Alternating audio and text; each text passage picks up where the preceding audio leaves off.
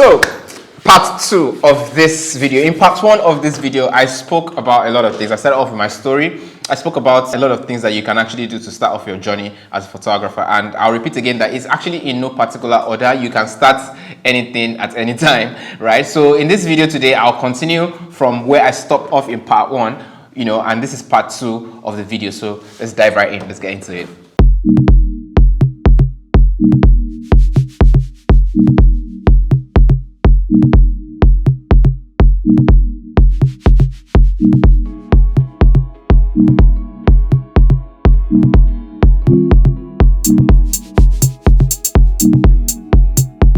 I'll start off this video by saying that experimenting is a very interesting part of photography. That is where you actually design so many things that you didn't even see coming. You have to experiment, try out different things. Don't be stuck up in theory.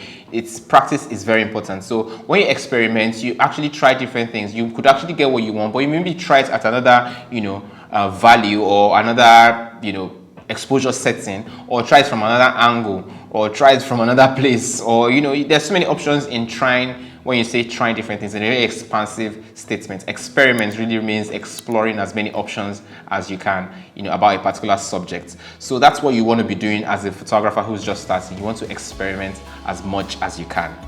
As a photographer, you have to know that everything makes an image, and that is something you have to take note of as a photographer when you're starting off your journey. You have to look at the frame and everything inside and take note of everything. You have to make sure that every single thing in your frame is intentional, that you've decided for it to be there. Whether you can control it being there or not, you have to make the decision for whatever it is that is in your frame to be there. You have to be intentional, as every single thing in your frame has to be intentional. You have to understand that everything makes an image. Color, shape, form, subject, whatever it is, it affects human beings differently.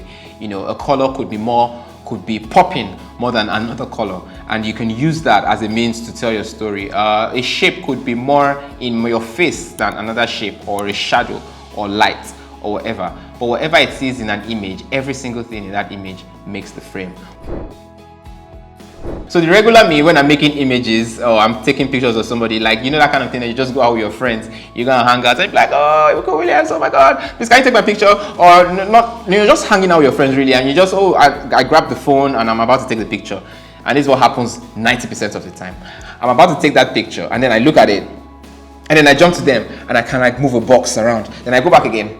And then I go back again, and I see, there's one nylon on the floor, and I also move it out of the frame, and like that, because everything, for me, naturally, I know that everything makes an image. So just that nylon shining brightly, reflecting whatever it is into my eyes in that image is taking the story off of the subject, which is the people that I want to shoot. And I feel like that nylon might just be a distraction, in that image, that even the person who is viewing the image may not necessarily notice the nylon, but maybe somewhat affected by the nylon there without even knowing that the nylon is their problem. That kind of thing. But yeah, so I would naturally just get that nylon out of the way, because I know that everything makes an image. And that is one thing you need to take note as a photographer. You have to know that when you open that camera and you want to take that shot, everything you're seeing through is important, and you have to take note of it. I have this opinion that inspiration is something that just, drops on you. Maybe from the spirit realm or something. Maybe your spirit people are trying to communicate with you or whatever. Inspiration is something that just comes on you, but creativity is like a mix of your experiences and your conditioning. So you want to become more creative as a photographer. You want to explore your creativity. Yes, this is what you have to do as a photographer. And the way to do that is to fill your mind more with everything that is going to make you creative. So you have to look at a lot more pictures, you have to look at a lot more work by other people, you have to travel more, you have to live life more, you have to explore life more and see life from so many people's perspectives.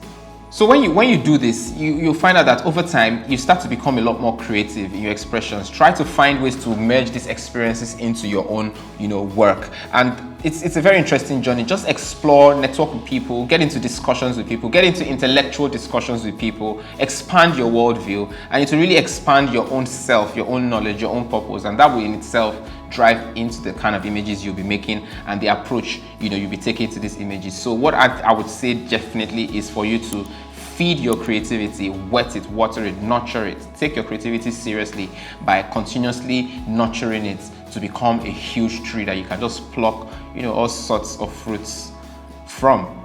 Really, that's what it is. The next thing I would like to talk about is something called consistency.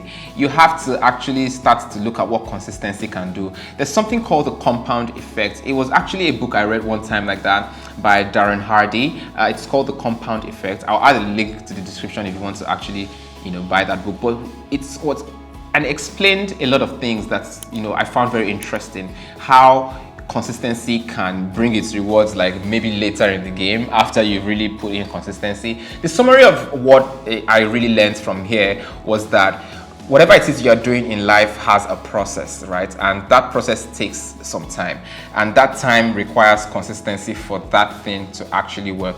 It's like planting a seed. It's going to take some time for that seed to sit in the soil, just trying to understand life. In fact, maybe even trying to give up on life, whatever. I really don't know what's going on under that soil. But it's just there chilling for a while, and then now starts to germinate. Like, everything actually takes some time. So it's so interesting that you could actually be working on something consistently for a while, and it gets to a point that you start to have exponential growth. If you actually understand math, you understand what exponential growth actually means. It's not like an additive growth. It's not like a multiplication growth. It's more exponential. So it's like a growth that is almost like overnight success, so to speak. And so many people that you see in the world that tend to seem like they had overnight success, if you really check it, it's actually not overnight success. They've been putting in work for a long time, and it's gotten to a point where it's just the compound effect. Boom, it must take effect. It's like this graph is going for a bit, and after a while it just goes up like that. And that is a game you can play in photography. You can actually start to become consistent. So when I say consistent, it doesn't necessarily mean that, you have to snap one picture every week or 1-2 pictures. No, you have to stay consistent in your learning. You have to stay consistent in your practice to be actually good at it. And when you become good at it, you still have to stay even more consistent to be great at it. And even then, you still have to stay more consistent to be magnanimous, to be extraordinary at it. So that's just what it is. So what I would say right now is that you have to play the consistency game. You have to stay consistent, consistently learning, consistently practicing, consistently exploring your worldview, consistently developing yourself, consistently adding value to your photography skills, and trust me, you would not even believe where it's going to take you. Trust me. Art is actually an expression. It's an expression of so many things, of the mind, expression of experience. It's an expression, it's a human expression, right? And so as an artist, what you want to do is that you want to invest a lot of your time in exploring art, all sorts, music, sculpture, painting, whatever it is, dance. So really what it is that you have to take time as an artist to explore other art forms, videos, music videos, paintings, art exhibitions, artwork, sculptures, like whatever expression it is art-wise, like as a photographer, begin to explore some of these things and see what actually drives interest in you, and how you can find out, like how you can use some of these other art forms as a form of inspiration, basically to inspire your own work as well. It's very important for you to be able to inspire yourself, even from other works of art, because trust me, art is an expression, and once you're able to connect to an artist, you begin to understand what they're also trying to say, what they're also trying to, express through their own art, and that just might inspire you, to even do something interesting as well. So the next thing is style, right? It's style. Style will develop over time. It's not something you want to worry about right now. I think style is something that you have to actually put intention into developing, but it's something that it's an intention, it's a long-term intention. It's something that will develop over time of practice. So don't worry about style right now. I'm not even going to talk about this too much. Just don't worry about it. Just shoot.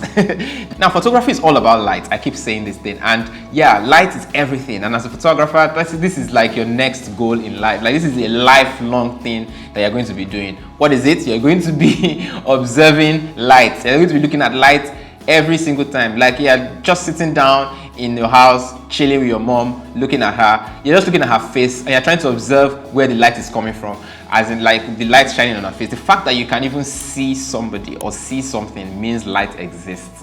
And the existence of light, in a sense, we could say, is the existence of sight. Because without light, how do we then see? So if you can see something, you can begin to analyze, where is the light coming from? What light is shining on this person? What light is making this person, show the way they are, or or the way you can observe them. And as you do that as a photographer, as you're able to continue to practice this and observe continuously, when you look at images, you try to break it down and observe how it was lit, trust me, you now start to get a proper sense of how to actually even light your images, how to create your own work. And yeah, trust me, a lot of beauty will come from that. Every photo has a purpose, like has a reason, why you're taking that image. And the subject is what makes that happen. The subject helps you tell that story. So as a photographer, you have to start to take time to learn how to use the subject properly, how to use the subject to tell your story properly by mixing and adding and joining and creatively, sieving all the things you've learned in photography, from exposure triangle to framing, to angles, to vantage points, to your composition. Everything, like I said before, everything affects an image. So all of these skills you have to put together to actually help define a subject. Let me give you a very simple example. You go have a picture of 5 men. You want to take a picture of 5 people standing, but you want to talk about a particular person out of that bunch. Like that, all of them could be wearing a black colored suit, and just the subject is wearing a yellow colored suit. I mean, that's like as literal as it can get. Like, that is literally the first person you would see if you look. I don't know, I keep pointing to this flower, but that's like the first person you see when you look at that image, because yellow obviously pops more than black. So that's the first thing that comes to your mind. So, and if that's the subject and that's the story you're trying to tell, that may be a way to tell your story. But yeah, you have to apply everything to actually tell the story of the subject properly. Okay, so right now, the next thing that I'm actually going to talk about is actually editing, your images, actually. So editing your images is a very important part to actually, selling your story properly. And when I say editing, it's a word that's thrown around in so many different ways. Now, editing, well, in old terms, literally means choosing, in a sense, or selecting images from all the images you've taken in film. But you have to be able to actually, take your image and develop it to a point where it's ready to tell the story you're trying to tell. This could mean brightening it up, darkening it, adding some contrast, removing some contrast, making the shadows more visible. So there's so many things involved in actually just taking your image to where you want it to be. If you take an image with an iPhone and you just click the edit button, you'd see a lot of options there that you can actually use to develop your image and actually tell the story even better. So you need to start to play around all of those things and starting to understand what they mean. What does contrast mean? What does brightness mean? What does brilliance mean? What does saturation? What's the difference in saturation and vibrance? All that kind of stuff. Yeah, I will talk about a lot of these things in the coming videos, but these are some things that you need to actually take note of as a photographer. You have to actually, after you've taken those images, you then want to kind of like beef them up into what you want them to be, so that they can actually get to that point where you can say, okay, this is the final finished product, basically. Okay, so yeah, that's really it. Like, I mean, there's so many things I still feel like I should say, but it's not really coming to mind right now. I've said a lot in part 1 of this video, and I've said a lot in part 2, but if there's really anything, you think that I should still mention, or there's anything you're struggling with, yeah, I'll be glad to like answer your questions in the comment section below. So comment right now and let me know what you think about all of this. And also, please like and subscribe to my channel, because I'll be talking about a lot of other things. I'll be delving deep into even some of the points I've made in these last 2 videos. I'll be talking a lot more about a lot of all these things. So yeah, subscribe so that you can get notified when I post. All right, guys, see you in the next video. I can't wait to see you guys again. We'll be talking about a lot more interesting things. I mean, like, stuff. There's a lot of stuff coming to this channel. You can't say it's coming, but it's coming. So just stay tuned, because trust me, like, vibes on vibes. A lot of things are gonna happen. See you guys in the next one. Bye. Ciao.